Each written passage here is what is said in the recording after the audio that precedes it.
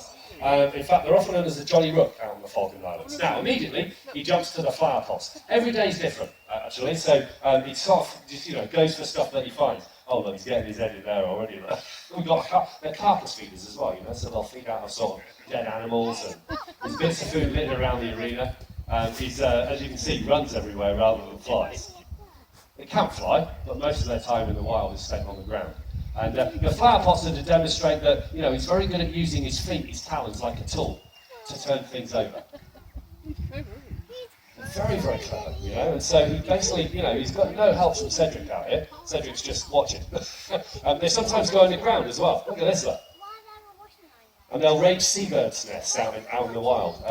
Penguin burrows, they'll steal eggs and chicks, which is, very, very clever stuff. Most birds of prey would fear going underground because, they're very, very vulnerable at that point. But the caracaras, they're very, very bold. You'd not often find them in groups as well, almost like gangs out on the Falkland Islands, sort of waving across and grabbing anything they can as a tasty meal. He sometimes comes to join you in the audience as well, which is cool. Now, don't touch him or poke him or stroke him, but he's really friendly. It's just amazing, aren't they? Called striated caracaras because of the striations, the flakes across the chest there. If you get a closer look, you see he's got his lovely white flakes. He kind of just goes everywhere.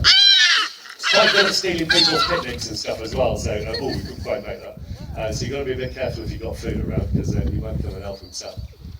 Anyone with open-toed sandals and red nail polish as well, you want to be very careful. Looks like little bits of meat.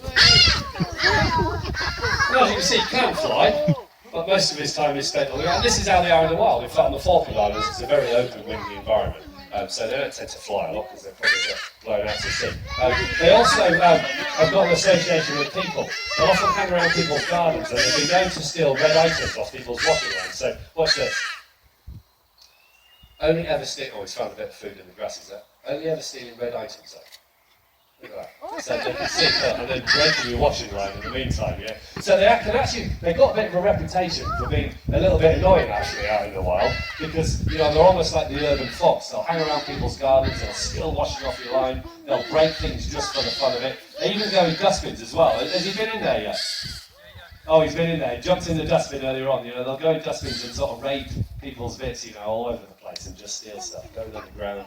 Very, very clever birds. You see Absolutely incredible. Anyway, I think he's done a wonderful job, so we can get him to go home now. He knows where he lives as well, so Sirrius, instead of shouting at Cedric, you can go home if you'd like to.